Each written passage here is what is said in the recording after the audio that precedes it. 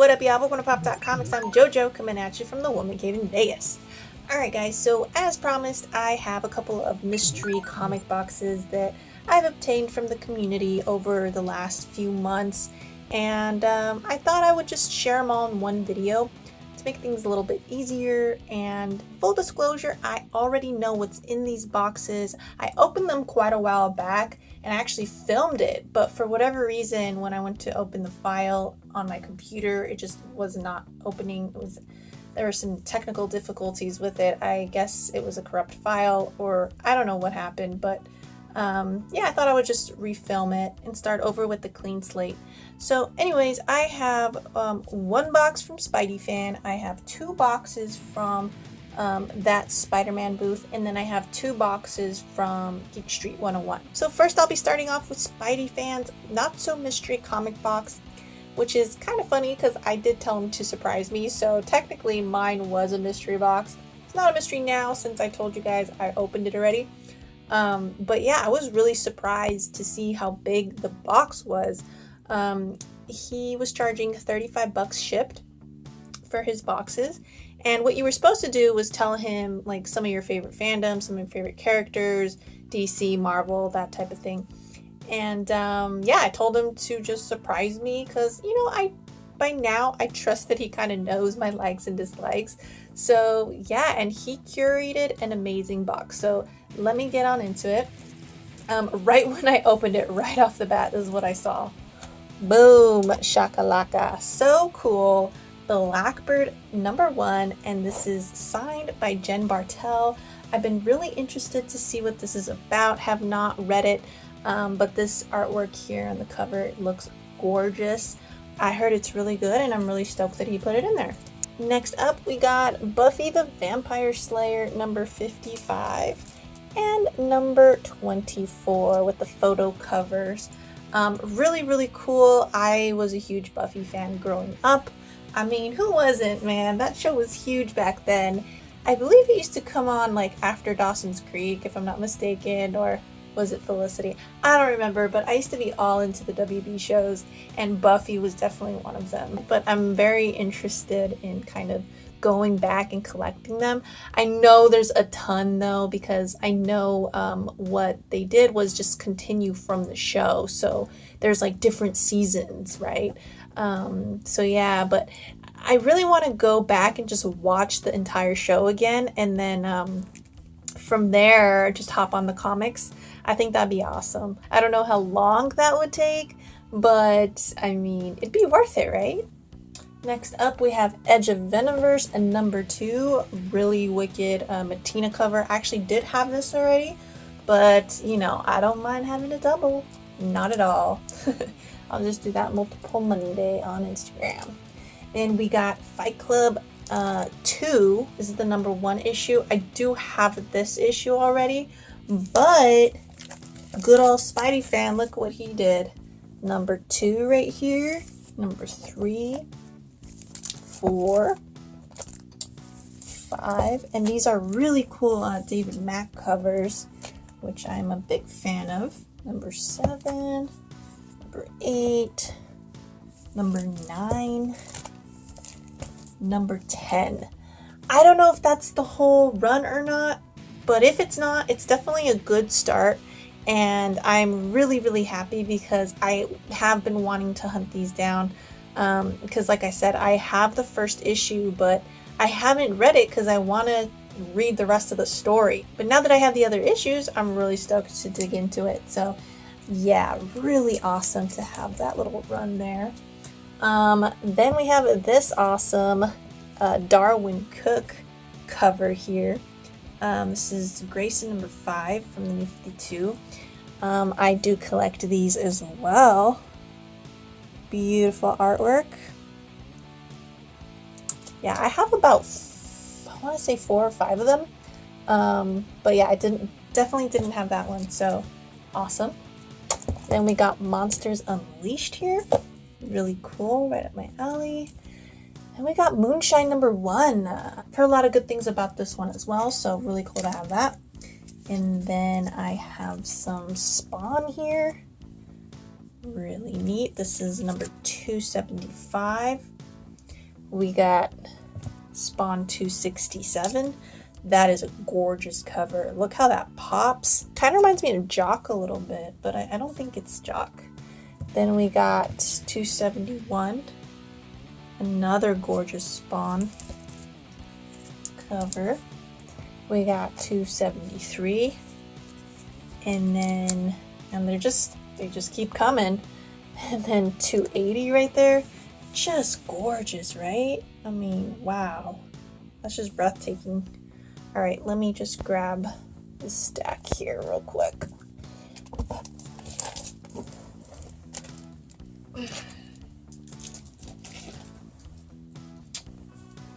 All right, so we were at 280. Okay, continuing on, we have 285. I remember seeing this one on the rack and I was like really close to getting it, but I ended up leaving it for whatever reason. All right, moving on, we have Stranger Things right here, 104. Guys, don't kill me, but I still have to watch this show. Dear Lord, I'm still on X-Files after like 2 years. I haven't been able to move on. I just get so busy, guys. Like, TV is just so time consuming. Yeah. And then if I have free time, it's usually not spent in front of the TV or laptop or whatever. And if it is, I'm watching YouTube. I'm not watching X-Files. So yeah, it takes me a while to get through a show. Anyways, let's move on. We got The Wicked and the Divine. Very cool.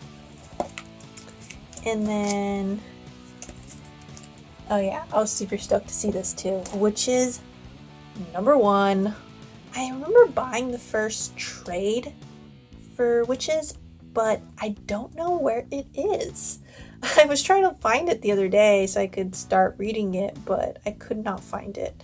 I don't know what happened to it, but luckily Spidey Fan's here to save the day because look what he did. He put #2 in, #3, and these are all Jock covers. Really cool artwork. And yeah, written by Snyder too. So really excited about that. Issue 6 here, and then we have this awesome issue, Bad Egg Halloween Special. How cool is that? Ugh, so stoked. I love that dark artwork too. Man, it looks so awesome. Yeah, I heard this is a good read too. So, all right, guys, that was it for the Spidey Fan comic box. I really enjoyed this. I thought there was a ton of great value in it. Lots of cool variety. He definitely knew what my interests were. I didn't even have to tell him, so that was awesome. He's a cool buddy like that, though. Definitely one of the coolest people in the community that I've actually had the privilege of meeting. I don't know if he's still doing it or if this is going to be a continuous thing. I know that he kind of just wanted to get rid of a lot of, like, you know, doubles that he had. So I thought that was a really cool way to kind of offer it up to the community. Alrighty, so moving on, I have tried out the Spider-Man booth box. Everyone seems to be raving about this one. I think the first comic box I tried was actually a couple years back, and it was called Comic Boxer. They're based out of a comic shop in Canada. They always did a decent job back then of giving you like the coolest comics that were out for that month.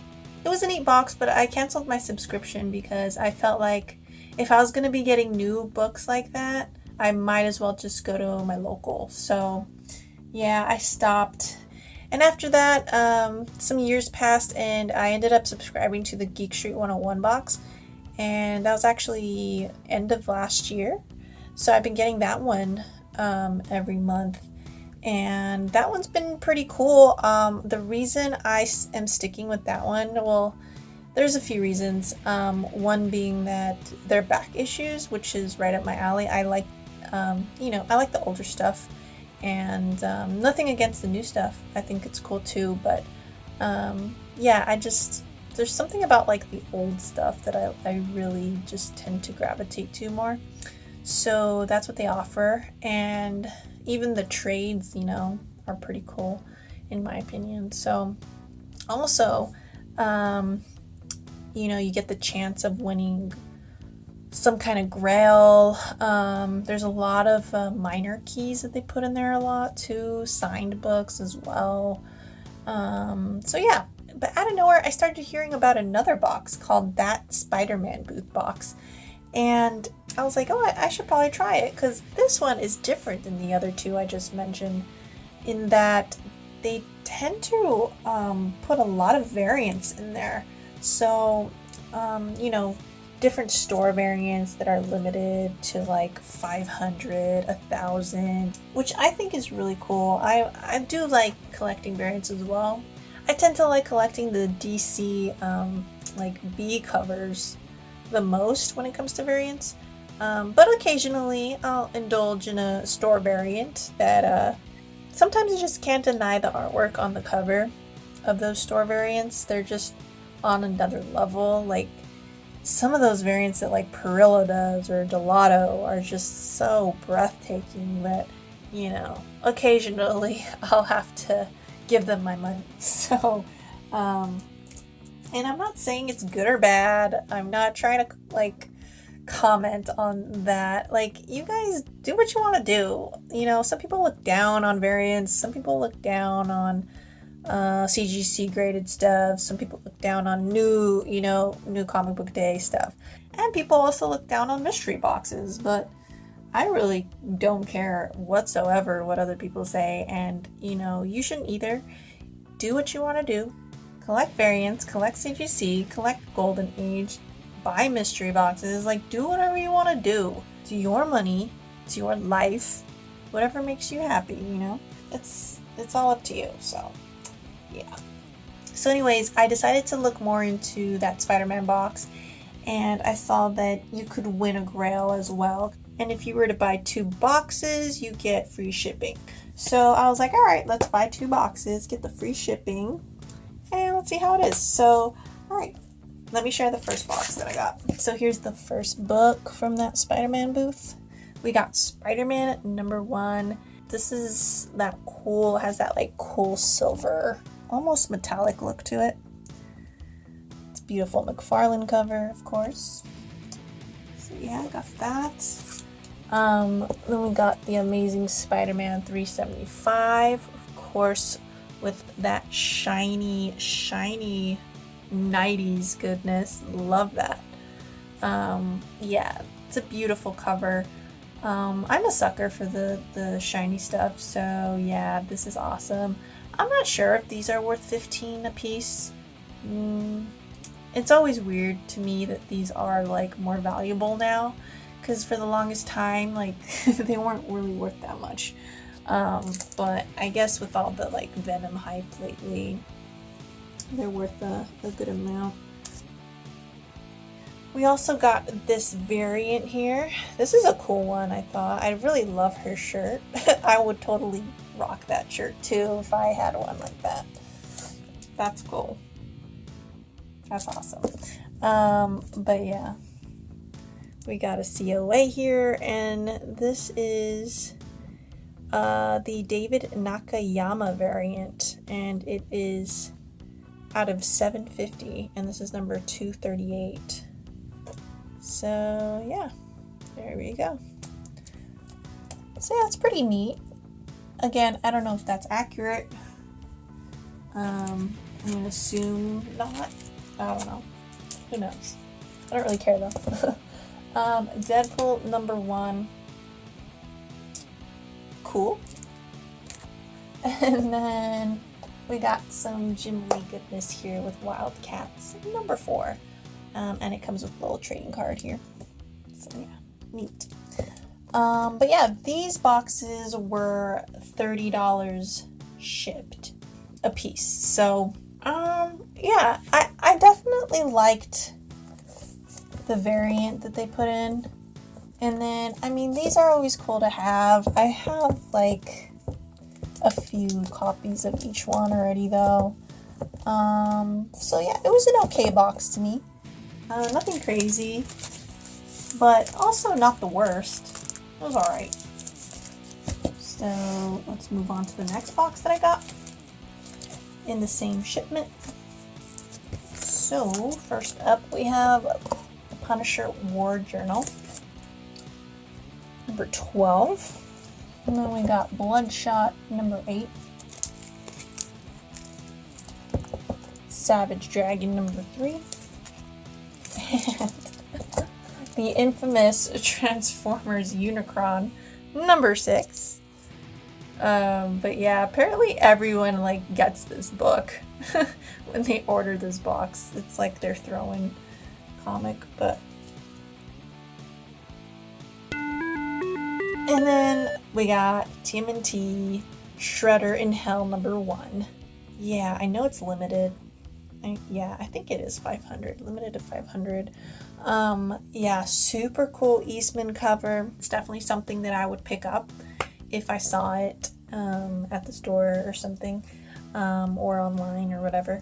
I would definitely try to get that. I did manage to meet Kevin Eastman at the amazing Las Vegas Comic-Con, so you know I brought this book and I got it signed right there, and he did a little remark, so I love that. Kevin Eastman is pretty cool whenever I've encountered him. So yeah, and actually I changed the bag out when I was at the con, but it did have a $30 price tag on that one.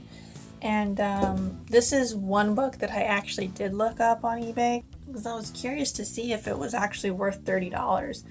And I had nothing else to do at the con while I was waiting for Eastman.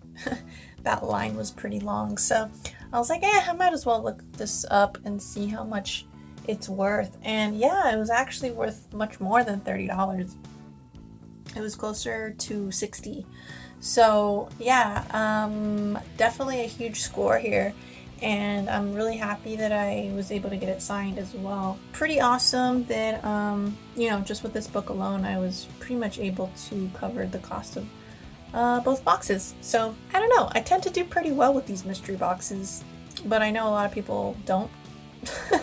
I guess praying to the comic gods every night has helped me out. Alright guys, so next up are the Geek Street 101 mystery mail calls. I have the one for May and the one for June here.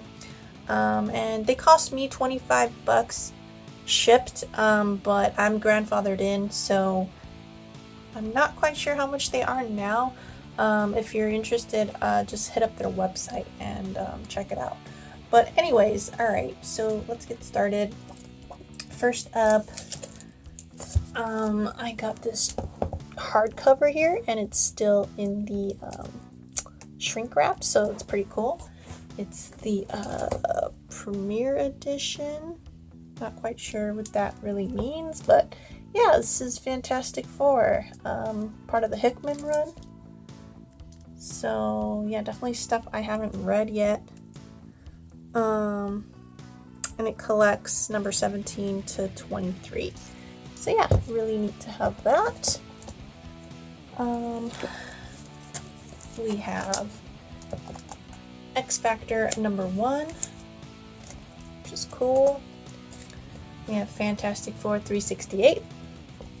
We have Alpha Flight number 1. Thought that was interesting. Then we got this cool Brooks cover, Avengers Initiative number 16. And that's from the Secret Invasion storyline.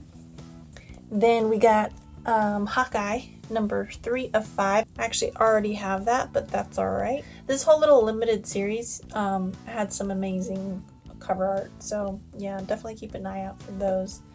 And then they always include a cool little print here on the back of their info card. So yeah, nice little homage to Hulk 181. So really cool. Which I actually happened to pull out of this box a few months back. Go check that video out if you want. I'll leave a link down below. Alright, so that was one box. First up from the June box, we got this awesome hardcover here. It is Uncanny X-Men, and I guess it's tying into the Avengers vs. X-Men story arc. And then it collects Uncanny X-Men 15 to 20, so that's pretty cool. And dang, they're really into it. That's funny. Alright, continuing on, we have Padme Amidala. This is Star Wars Age of Republic #1.